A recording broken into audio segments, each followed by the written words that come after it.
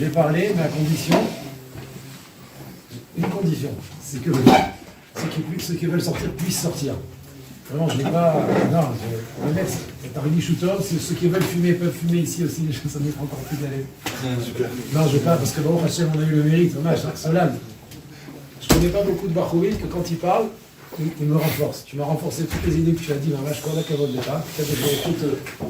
Donne encore beaucoup de hatzlacha dans le limoud, de nachat, de satisfaction de toi-même, de ton entourage. Et bientôt on danse à ton mariage. Amen.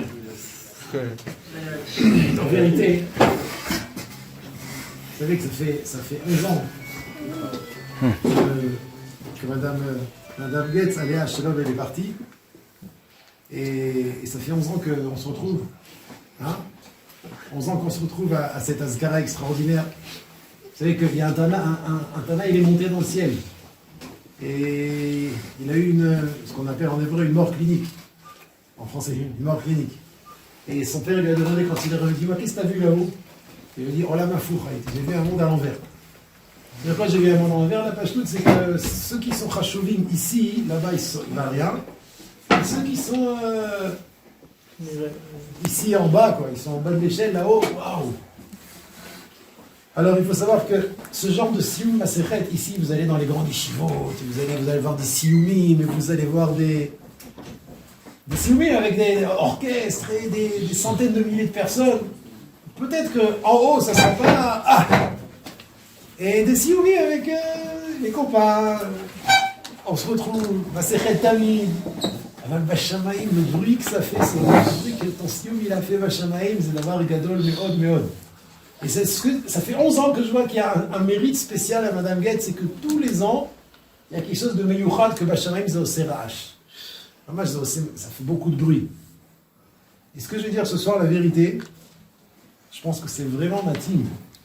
C'est adapté tout à fait à ce que je pense de Madame Goetz, Aléa Shalom, que j'ai eu le mérite de connaître et de voir à la fin de sa vie, même dans ces moments difficiles. J'ai pas eu le mérite de la connaître avant ça, mais j'ai entendu beaucoup d'histoires. Et bon, et c'est pas très étonnant de voir Benaïnara, c'est sa descendance. Vous avez le mérite de connaître Rabbeinu Shlita, Rabbi Jérémie. C'est pas Pachout, Bichlal, c'est pas ça aussi dans le ciel, on vous dira maintenant, mais t'as connu Jérémie, c'est ça qui est devenu. Regarde, pourquoi je te le fais connaître? Regarde où on peut arriver dans les Midot, regarde où on peut arriver dans Ben Adam Lachavero, regarde où on peut arriver dans la Vata Torah, regarde, Rabotai, c'est pas marrant, vous rigolez, mais c'est pas marrant. Pourquoi c'est pas marrant? Parce qu'il y a des idiotes. Si Akadosh Baruch Hu nous envoie des tzadikim pareils, c'est parce qu'il attend de nous qu'on puisse, nous aussi, tendre d'arriver à ce niveau-là. Et ça aussi, c'est des choses que c'est tout bêtisier, c'est tout caché. C'est tout avec modestie, avec humilité.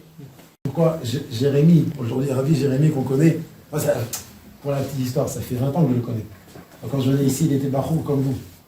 Il donnait des bonbons à mes enfants. Toujours tout le temps la tsniout. Mes enfants, il aimait beaucoup. On était à son mariage. On était à ses smachot. Donc je vais vous dire le secret, voilà, les arts d'Hachem. Donc je pense vraiment qu'en 11 ans, c'est ce soir que j'ai tapé le plus dans le mille. Si je peux me permettre. Bon, mais je vais aller 4 c'est vrai. Je ne vais pas faire comme cela, parce que cela, il nous a fait toute ma secrétaire, je ne vais pas passer par elle toute ma secrétaire. Donc, vous savez que les arts d'Hachem, Shabbat, on va lire une des mitzvot les plus importantes de la paracha, c'est Korban Pessah. Paracha Velo, c'est Korban Pessah. Et dans Korban Pessah, il y a marqué, dans le passage de Gimel, Ve'aya Adam Lachem Le'ot Alabatim Asher Atem Sham. Donc, vous mettrez le sang pour vous. Lachem, très important le mot Lachem, pour vous. Le'ot en tant que signe sur les demeures où vous êtes.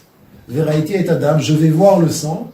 Ou passarti alechem. Et je vais donc passer sur vous pour pas que Chazvé Shalom y ait des makat bechorot dans vos maisons.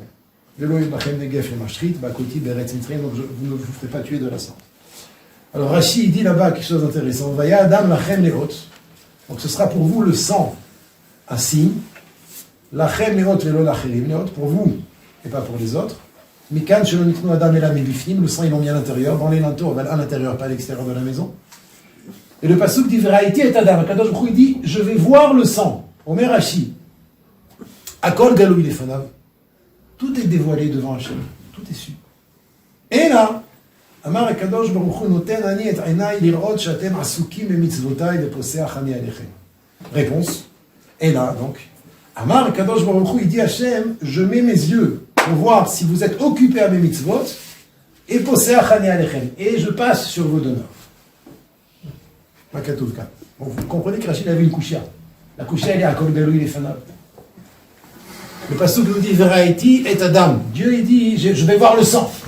Ça veut dire, après le Korban Pessah, vous allez prendre du sang, une fois que vous aurez fait le Korban Pessah, vous allez prendre le sang et vous allez le mettre sur les linteaux à l'intérieur en plus. Et je vais voir le sang, il dit à Kadosh Baruch Hu, et je vais passer sur les maisons. Rachid dit à Kol Galou, il a une question, Rachid. C'est quoi la question? À quoi sert le sang? Kadosh Baruch Hu, il ne sait pas où est-ce qu'on est. Il ne sait pas qu'ici il y a un juif, ici il y a un égyptien, ici il y a un juif, ici il y a un égyptien.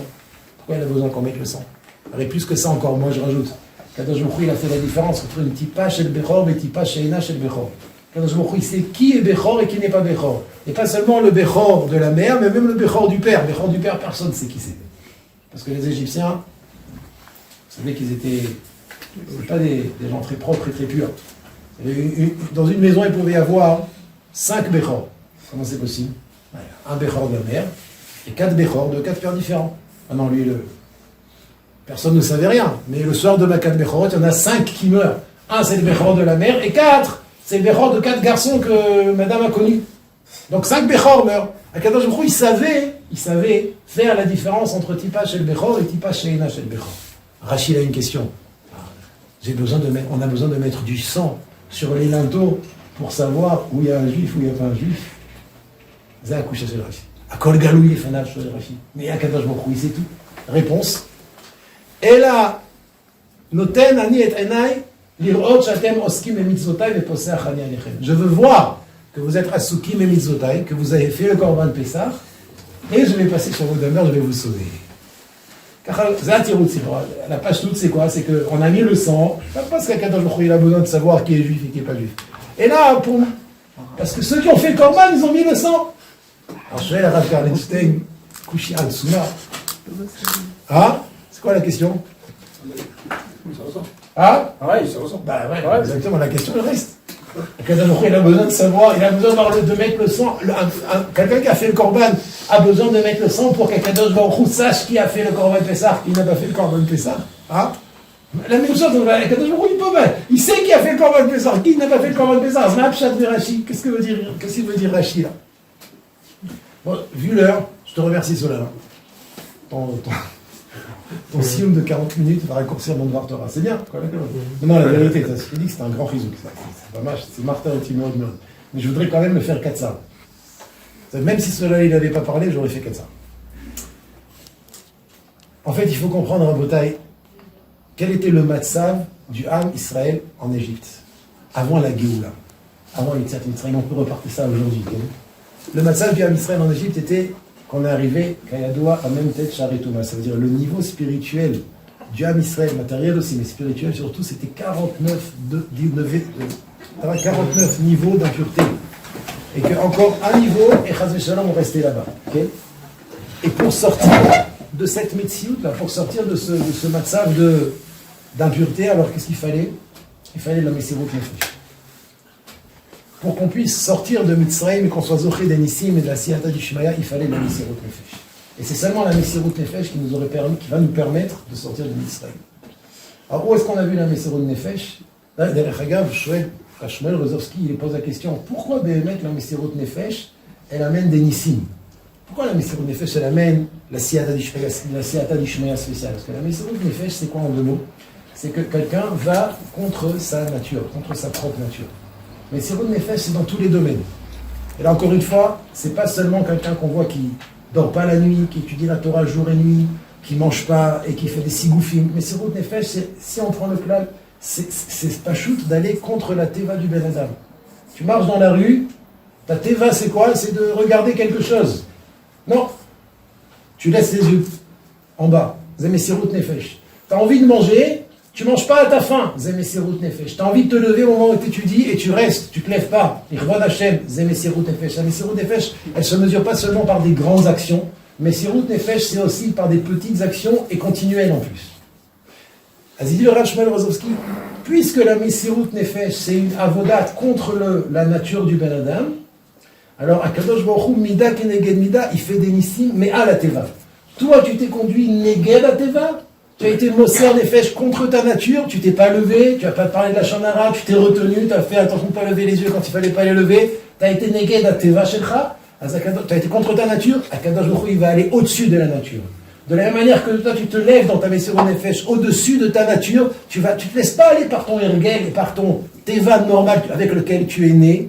Tu es mitromem au-dessus de ta nature. Azakadosh Baruch Hu aussi pour toi en ta faveur, il est meromem et il va au-dessus de la nature et tu les offres de Nissim et de Siyata Dishmaya. C'est pour ça que le Sachar à la Messirut Nefesh, c'est Nissim. Le Sachar à la Messirut Nefesh, c'est Siyata Dishmaya. Am Israël, au moment de Yetziat Mitzrayim, ils ont fait une Messirut Nefesh chez En Kedugmata. Je vais donner que 4 petits exemples. Vous savez que après la 4e plaie déjà, Paro a proposé à Moshe de servir Hachem Betor Eretz Mitzrayim. Qu'est-ce que Moshe a répondu? On va prendre le dieu des Égyptiens, on va être chochet à leurs yeux, le dieu des Égyptiens, Vehen lo iskelonu, ils ne vont pas nous lapider. Paro il a été d'accord, c'est vrai. C'est vrai que c'est très dangereux de prendre le dieu des Égyptiens à leurs yeux. Première Messirut Nefesh, l'âme Israël, ils prennent le mouton pendant 4 jours et ils le gardent pendant 4 jours aux yeux des Égyptiens. Il faut un petit peu se mettre dans la situation de l'époque. Il attache au pied du lit, les Égyptiens posent la question: mais qu'est-ce qui vous arrive? Pourquoi vous achetez des moutons? Vous allez faire un Vodazara? Non, on va l'égorger. Deuxième Messirut Nefesh, il y a une mitzvah de brûler d'Afka le korban Pessah. Un Pessah, il faut manger d'Afka grillé. Pourquoi il faut manger d'Afka grillé? C'est un Mefarshim qui explique parce que l'odeur de la viande grillée, elle est très forte. Et elle se répand. Vous êtes tous passés dans la rue, vous avez tous senti une fois ce que c'était le halèche. Donc l'odeur du mouton grillé se répand énormément. Troisième Messirut, donc ils n'ont pas peur, ils brûlent le mouton comme Akadosh Baruch Hu l'a dit. Troisième Messirut Nefesh, ils doivent le brûler entier. Ça veut dire qu'il n'y a pas une... Hein? Mais vous ne savez pas ce que c'était que l'agneau grillé? Maintenant, ils vont savoir. Maintenant, ils vont savoir, on va leur donner envie. C'est vrai que tu as raison. Troisième Messirut Nefesh, on aurait pu dire, écoute... Et si un Égyptien vient chez nous avec toute son armée, il dit: qu'est-ce que vous brûlez là? Non, c'est du poulet, c'est de la dinde. C'est pas possible, pourquoi? Parce qu'on a une méthode de le brûler entier. Il va ouvrir la porte, il va voir son mouton brûlé entier.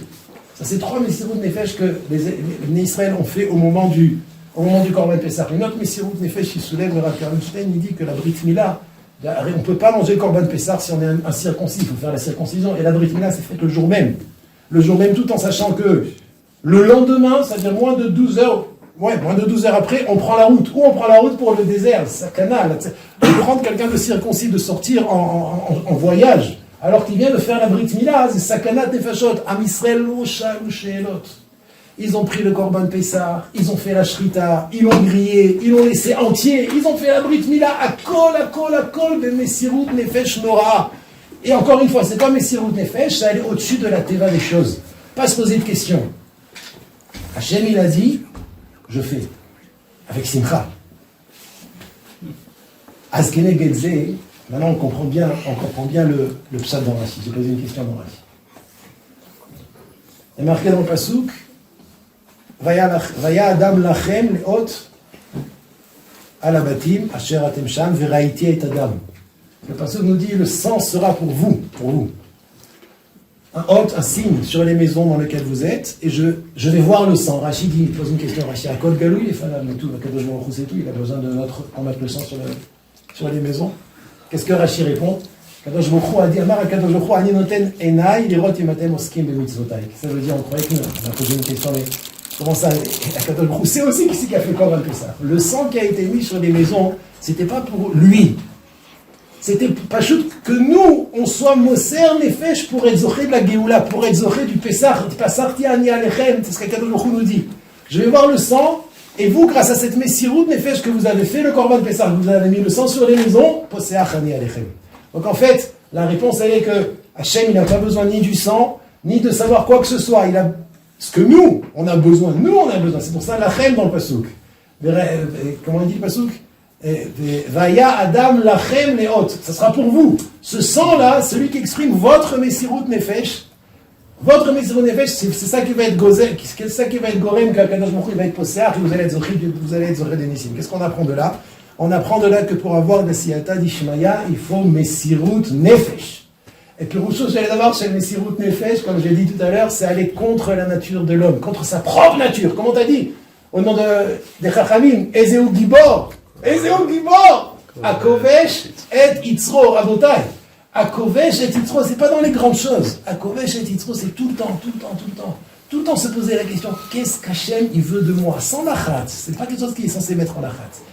Qu'est-ce qu'Hachem il veut de moi? Comment je m'assois? Comment je mange? Comment je marche? Comment je dois réfléchir? Qu'est-ce que je dois faire dans telle situation? Ben, d'ailleurs, quand il y a des situations importantes à prendre, la plus forte raison qu'il faut se poser la question, qu'est-ce qu'Hachem il veut de moi? Toujours se poser la question, qu'est-ce qu'Hachem il veut de moi? Zé Messirut Nefesh. Et celui qui fait Messirut Nefesh, comme en Mitzrayim, on a vu que Bisrout a Messirut Nefesh, Bisrout a Adam, le sang qui représente la Messirut Nefesh d'Am Israël. Ils ont été zochim l'Am Israël de la Géoula, ils ont été zochim de Passar, Tiani Alechem, je vais vous sauver.